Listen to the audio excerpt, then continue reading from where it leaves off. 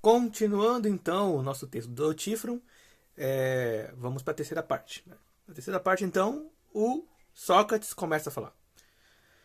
Mas, amigo Eutífron, o fato de zombarem de nós talvez nenhuma importância tenha.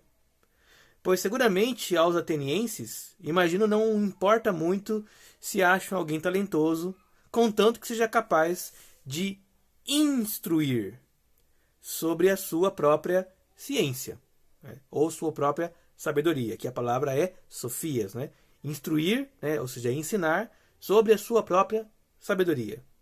Porém, quando acham que aquele também torna outros semelhantes a si próprios, enfurecem-se, seja realmente por inveja, como tu dizes, seja por algum outro motivo. O que Sócrates está falando aqui, né?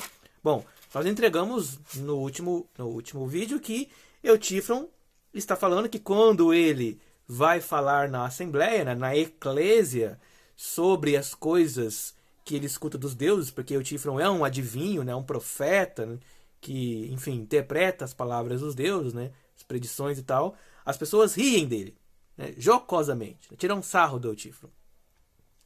O Sócrates, então, começa dizendo, olha, se alguém zomba, né, da gente, né, se alguém zomba de você, Eutífron, ou se alguém zomba de mim pelas coisas que eu falo, isso não tem nenhuma importância, né? Ou seja, o que ele está falando? Falar a verdade, né? Falar com o coração, né? Falar com a consciência, dizer aquilo que você realmente de fato acredita e por isso receber as risadas dos outros não deveria ser um problema.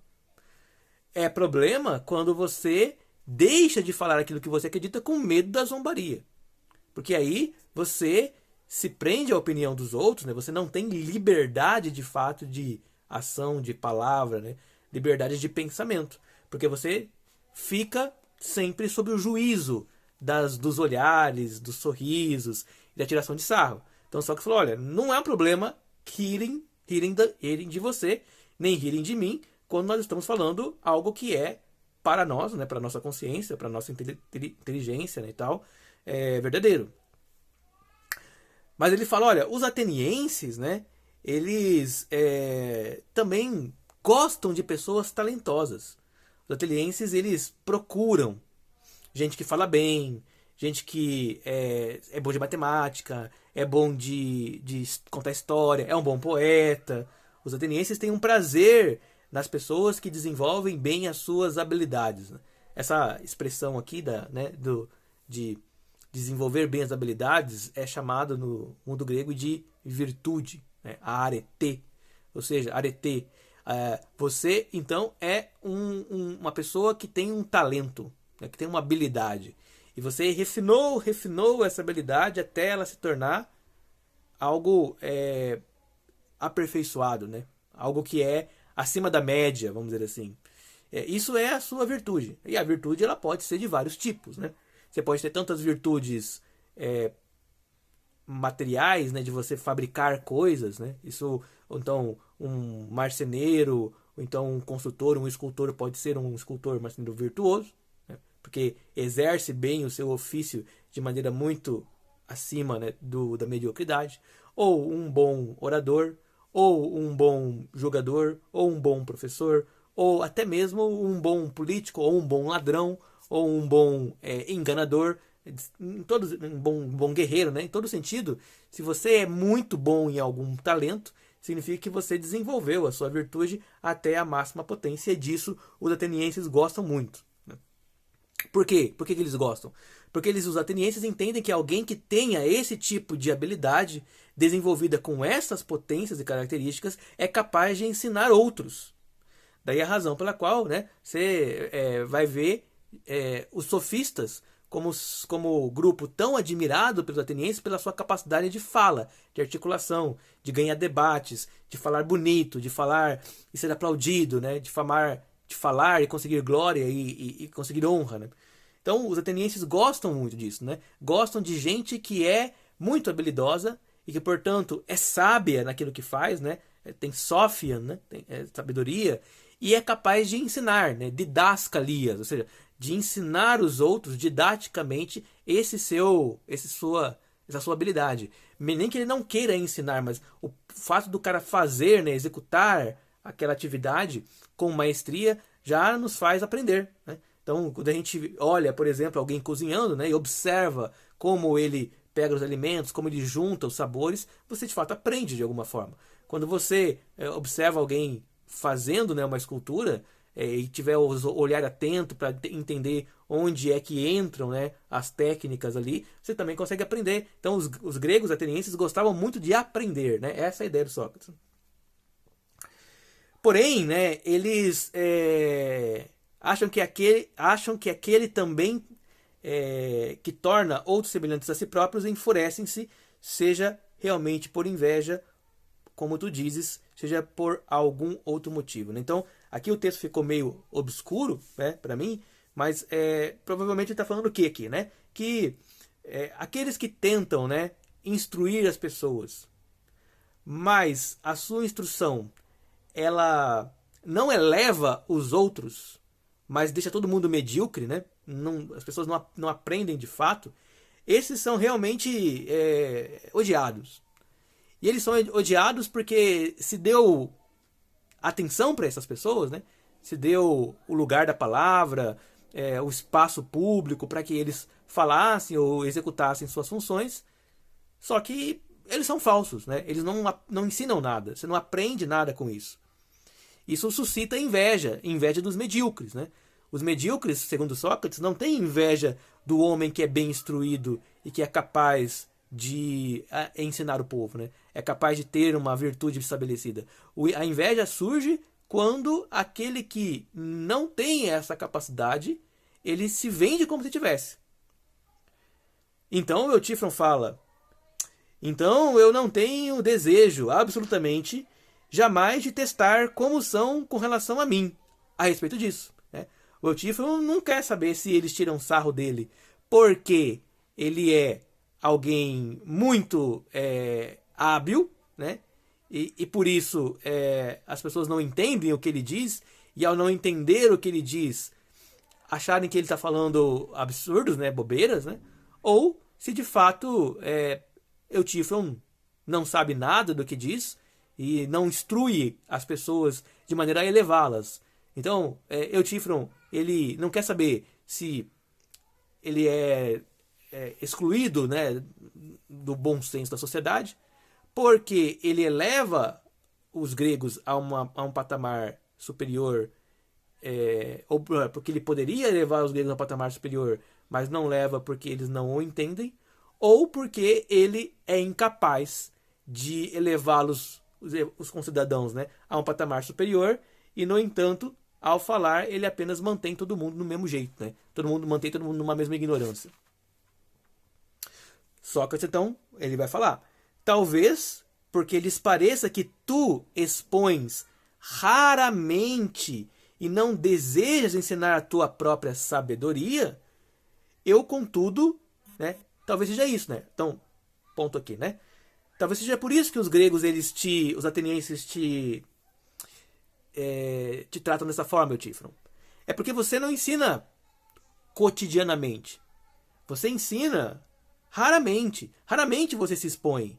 E aí as pessoas não têm uma confiança de que aquilo que você está falando é de fato um conhecimento que você tem, ou é apenas um artifício, uma cópia, um plágio, né? Ou uma coisa que você se preparou para aquele momento específico e não mais para outro momento. Há muitos professores, né, profissionais, que não entendem de fato daquilo que ensinam. Eles só estudaram para ensinar aquele ponto, aquele elemento específico. E aí, quando você precisa que ele ensine mais outras coisas, você percebe que há uma fragilidade no conhecimento dele. Ele não é de fato um professor. Ele é alguém que foi preparado apenas para ensinar aquele único elemento. Isso acontece por quê? Porque se você tem aula raras vezes com esse professor, ele está sempre preparado. O que não consegue te dar a percepção se ele de fato é alguém preparado ou não. Então o Eutífron, ele está falando, você deveria talvez ensinar com mais constância para que eles entendam, né, eles percebam a sua sabedoria. Quanto mais você ensina, mais você demonstra que você é sábio, né? Que você domina os conteúdos. Quanto menos você ensina, mais obscuro é aquilo que você fala. Então, as pessoas não sabem, não têm certeza se você tem mesmo domínio ou não. Mas eu, contudo, dirá Sócrates, eu, contudo, temo que, por minha filantropia, pareça-lhes que posso falar prolixamente a todo o homem, não só sem remuneração, mas até pagaria de bom grado se alguém me quisesse ouvir. Aqui o Sócrates ele é bastante interessante, irônico, né, como é uma característica dele, dizendo que primeiro, né, o Sócrates ele não cobra para ensinar, né? Ele é uma pessoa que tem filantropia, ou seja, ele ama, né, ele ama o dar, o doar para o outro, e isso diferencia Sócrates profundamente de qualquer outro pensador da época dele, pensadores esses que viviam do seu ofício de ensinar, principalmente os sofistas, né? Então Sócrates não cobra para ensinar ninguém. Além de não cobrar, o Sócrates ele fala bastante, né? Prolixamente. A palavra prolixo é isso, né? A palavra prolixo é o contrário de sucinto, né? Então, a pessoa sucinta é aquela que tem poucas palavras, né? Ela fala, às vezes até obscura, para poder manter um certo mistério, né? Que envolve a pessoa para ela voltar novamente a querer ouvi-la, né?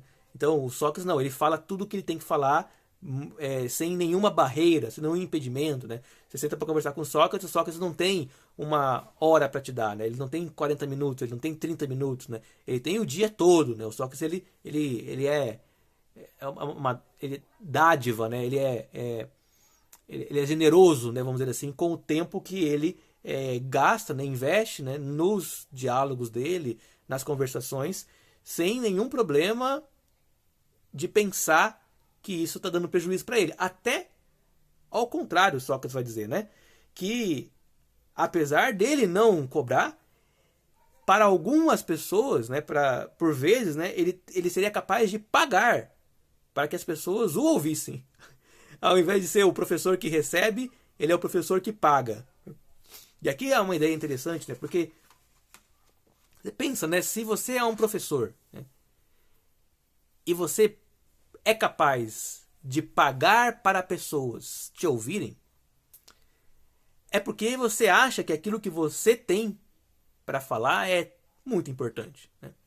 É porque você acha também que aquilo que você tem para falar pode, de alguma forma, mudar ou modelar a vida dos seus ouvintes, né? Se você é capaz de pagar para alguém te ouvir, também isso evoca e parece nos levar a pensar que o Sócrates ele gostava tanto de dialogar, né, tanto de conversar, que isso tornou-se para ele mais do que um fazer profissional, que não era de fato, né, mas sim um hábito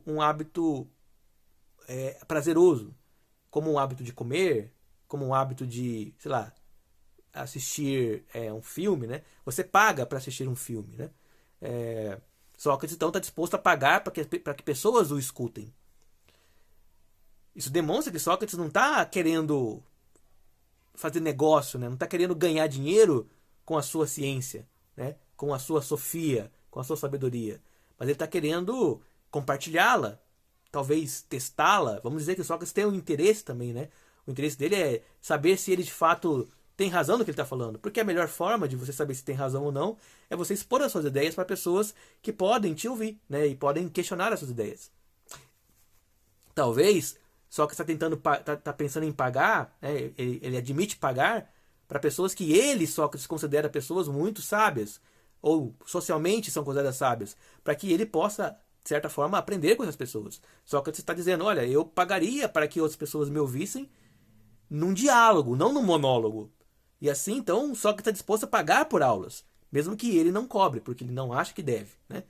E aí a gente vai entender isso, né, em outros momentos, que ele vai explicar melhor o porquê ele age dessa forma com filantropia, né, sem cobrar pelas suas aulas. Mas tem a ver com a relação que ele nutre ética com a sabedoria, né? A sabedoria para Sócrates é uma amiga com a qual ele se relaciona. E vender esse saber significa prostituir essa relação. Sócrates, então, ele doa aquilo que ele recebe, por esforço mental, é claro, mas aquilo que ele recebe como dádiva da sabedoria. Né? Sabedoria, pensando aqui como se ela fosse uma espécie de uma deusa, né? Ou algo nesse sentido, pelo menos metaforicamente. Só que ele fala, então eu pagaria, né?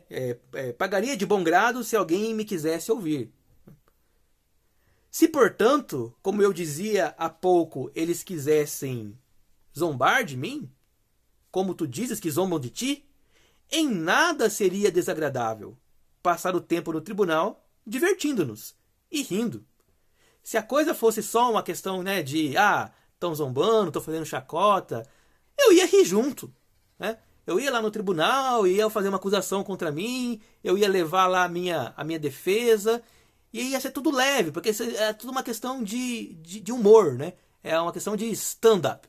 Stand-up. Ou seja, você está falando e você não está levando muito a sério o que você está falando, né? E o outro está zombando de você porque não leva a sério também. Então só que você fala assim, olha, se essa questão dos processos jurídicos ninguém levasse a sério, eu não me importaria em nenhum aspecto de participar desse jogo, se ninguém levasse a sério. Porque seria assim, uma questão de divertimento de todo mundo, né? E aí só que está fazendo aqui essa defesa, de certa forma, à comédia, né? Ao riso, ao divertimento, né? Mas, dirá Sócrates, se levarem a sério, a que ponto isso chegará doravante nos é imprevisível, exceto aos adivinhos como tu, né? Adivinhos, né? Aos que têm um manto, né? A palavra grega é mantessim, né? A ideia, né, que o adivinho, como o Tifron se diz ser, é alguém que recebe um manto dos deuses para poder entender, ver, ouvir e proclamar as verdades dos deuses, né? Então, assim, se levarem a sério, né, essas acusações jurídicas, isso é um negócio muito grave, né? Isso é um negócio muito sério. Não sei até que ponto isso pode dar, né? Se eu posso ser acusado, se eu tenho que pagar alguma coisa, se eu vou ser acusado de morte, se assim, não vai dar em nada, isso é imprevisível, né? Se ninguém levasse a sério, né, se fosse uma grande piada, eu riria junto, né? Não, o cara me acusou de, sei lá, né, de fazer algo absurdo, né? Não sei.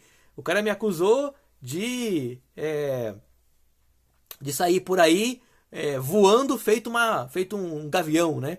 E você fala, bom, que acusação ridícula é essa, né? Mas eu vou lá me defender dizendo como eu poderia ser um gavião, né? Como eu poderia onde estão as minhas penas, né? Onde estão os meus bicos, né? Será que eu boto ovos pelas minhas partes excretoras, né? Enfim, ele poderia fazer uma defesa que seria no mínimo engraçada.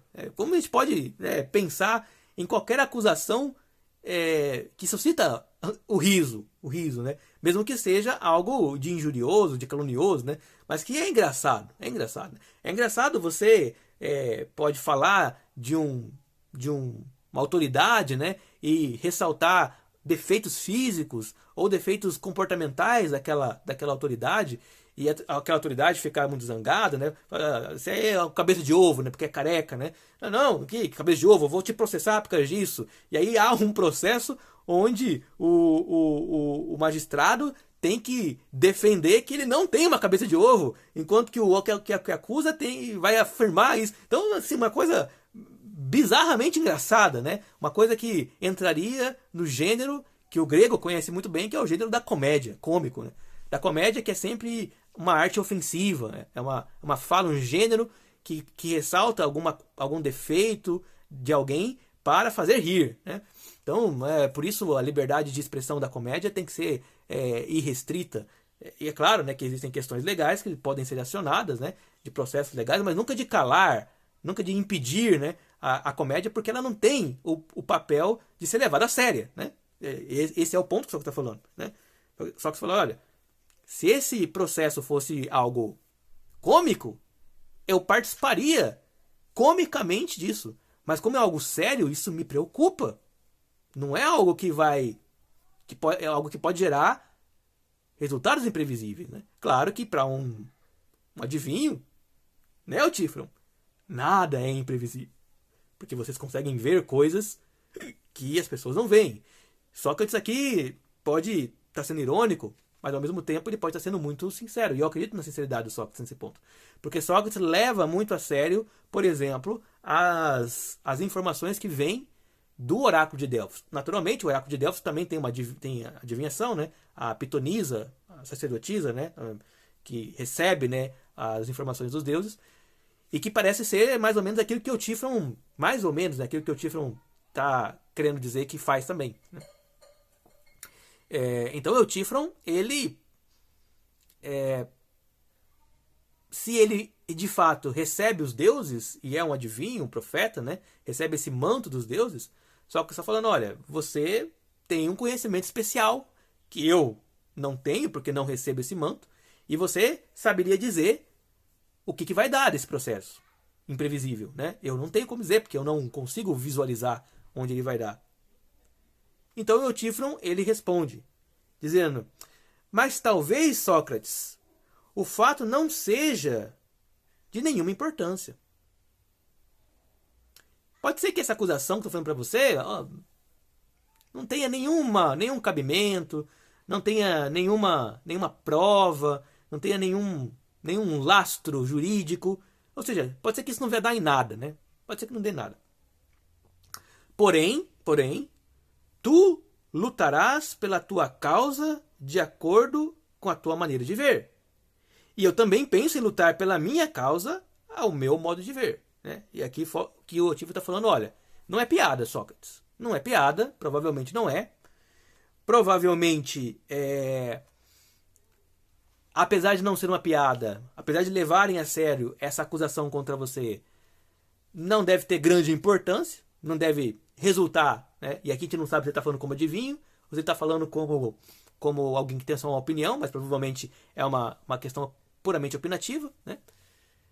Mas o fato é que, se alguém acusa você, você deve responder a essa acusação de maneira deliberada, de maneira diligente, de maneira prudente e razoável, né? Você deve lutar com todas as suas armas a partir daquilo que você entende, acredita, com a sua forma, né, de defesa. Lembrando que no mundo grego é muito comum que as pessoas elas se defendessem das acusações ou, quando possível, né, quando tendo recursos, contratar alguém que irá defendê-lo, né, um advogado, né, na verdade é um retor, né, alguém que tem habilidade de fala, que irá falar por ele no tribunal. E assim nós terminamos a terceira parte desse diálogo, né, do Sócrates com o Euthyphron, e veremos o que acontecerá agora a partir dos próximos. Por hoje é só. Falou, tchau!